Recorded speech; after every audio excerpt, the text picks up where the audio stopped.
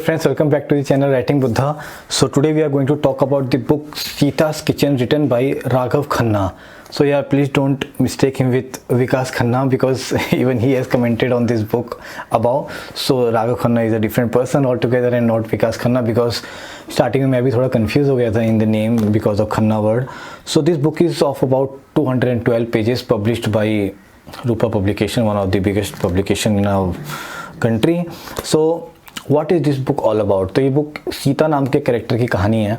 तो बेसिकली अरुण, जो कि लंदन के बहुत बड़े रेस्टोरेंट के मालिक हैं, वो और उनका असिस्टेंट बेन एक दिन हिमाचल आए होते हैं अपने ब्रेक पे, छुट्टी पे, कुछ काम से, और वो लोग माउंटेन साइड पे एक कैफ़े पे रुक जाते हैं और वो बड़ा सरप्राइज़ हो जाते हैं कि यहाँ पे ये यूरोपियन स्टाइल का कैफ़े कैसे खुला हुआ है इस जगह पे.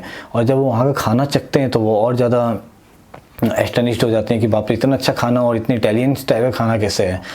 और जब उनको पता लगता है कि एक ऐसी लड़की बना रही है जो यहाँ की ही है और जिसने कभी कोई प्रोफेशनल ट्रेनिंग नहीं ली है, it surprises Arun even more. And then he wants to meet her. Finally he meets, he convinces her कि भाई तुम मेरे साथ लंदन चलो, मेरे रेस्टोरेंट में काम करो, you are wasting your talent here, you can do something big in life. And finally वो सीता को वहाँ लेके जाते हैं और सीता के जो अपने चैलेंजेस वहाँ जाके होते हैं, ये कहानी फिर वहाँ से आगे बढ़ती है और फाइनल आखिरी में क्या होता है, that is all about that we discussed in this book Sita's Kitchen. So I would say this is the story of, you know, passion, dreams, self improvisation, challenges, and finally in the end about self realization. So it takes you to this whole curve and finally where you reach in your life, in your career, in, you know, your personal motivational aspects कि हम लोग बहुत कुछ सोचते हैं करने का, and then how do we land up, where do we land up, and finally when we realize कि यार क्या यही है जिसके लिए मैं दौड़ रहा था, and then what kind of decisions you take after that, and this is all about it.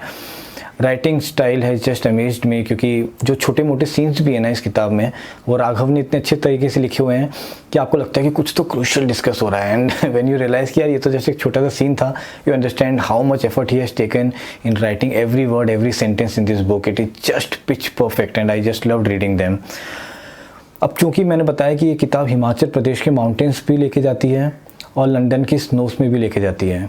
तो दोनों जगहों को जिस तरीके से ऑथर ने समझाया है, बताने की कोशिश करी है, आप एकदम फील कर सकते हो कि मैं माउंटेन पे हूँ, देन आप एकदम से फील कर सकते हो कि मैं लंदन के स्नो में हूँ. और बहुत ही अच्छी तरीके से विवरण करा है. तो लोकल तो बहुत अच्छे से डिस्क्राइब करा है, जिसके कारण किताब पढ़ने का मज़ा थोड़ा दुगना हो जाता है. सीता का कैरेक्टर जो है बहुत ही अच्छी तरीके से ग्रूम करा हुआ है. मतलब सीता इस बुक की, इस कहानी की सूल है, आत्मा है, जान है. अगर उसको हटा दो या उसको ज़रा सा भी फीका कर देते तो इस किताब का मज़ा 50% कम हो जाता. सो ऑथर को बहुत केयर करनी थी सीता का कैरेक्टर को ड्राफ्ट करने में. उन्होंने बहुत अच्छा काम करा है, बिकॉज स्टार्टिंग में वो उसके एक्सटर्नल डिस्क्रिप्शन बताते हैं कि वो दिखती कैसी है, देन उसके खाने का डिस्क्रिप्शन बताते हैं, धीरे धीरे हमको लेके जाते हैं कि उसका एटीट्यूड क्या है सबकी तरह, वो सबसे बात कैसे करती है, एंड फाइनली हमको बताते हैं कि उसके डिसीजंस किस तरीके के होते हैं, जो हमको बताता है कि उसका इनर कैरेक्टर कैसा है. तो सीता पे तो बहुत अच्छा काम करा है और उसको जिस प्योरिटी और लव के साथ बताया गया है या आपके सामने प्रेजेंट किया गया है कि आपको चाहते नहीं हो कि उसके साथ कुछ गलत हो, और जब उसके साथ गलत होना शुरू होता है, जब वो लंदन में जाती है, इनिशियल नई जॉब पे होती है, so you start feeling more bad than she must be feeling at that point of time. So that is kind of character he has created. And not only Sita but इस book के जो बाकी भी character हैं, जैसे कि अरुण हो गया, बेन हो गए, खान चाचा हो गए, एलिस हो गई, गैबी हो गई, उनको भी बहुत अच्छा डिस्क्राइब किया गया है. अब उसमें से कुछ पॉजिटिव कैरेक्टर्स हैं, कुछ नेगेटिव कैरेक्टर्स हैं, बट जैसे भी हैं उनका वर्णन बहुत अच्छी तरीके से करा गया है.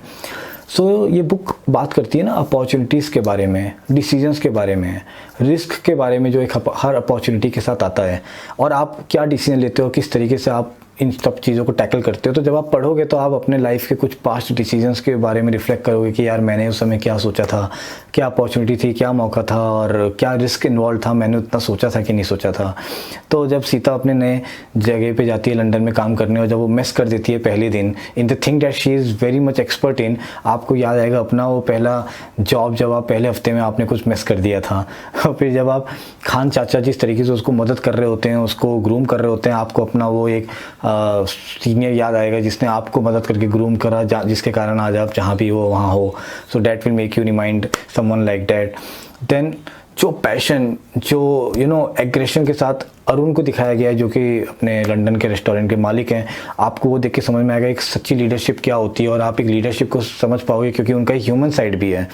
तो when he is not in the hotel, when he thinks emotionally, the way he pursue things, his employees, everyone, that makes you understand what leadership is. And जो जर्नी बेन की दिखाई गई है इस किताब में, वो काफ़ी समझाता है कि कैसे दूसरों की हेल्प करनी चाहिए, how to be a good human being, how to be humble even in the cases where you are not being treated with kind of respect that you deserve. So Ben की भी journey हमें बहुत अच्छा सिखाती है. And he is also one of the favourite characters in the book. जब आप पढ़ोगे तो आपको सीता के बाद सबसे ज़्यादा बेन ही पसंद आएगा, खान चाचा भी, यस. तो या नाउ अगर मैं बात करूँ तो ये किताब बेसिकली कुकिंग इंडस्ट्री के बारे में है, राइट. सो इसको लिखना उतना ही टफ हो जाता है बिकॉज अब आपको किताब के ज़रिए, शब्दों के ज़रिए कोशिश करनी है कि रीडर आपके खाने को महक सकें जो आप वर्णन कर रहे हो.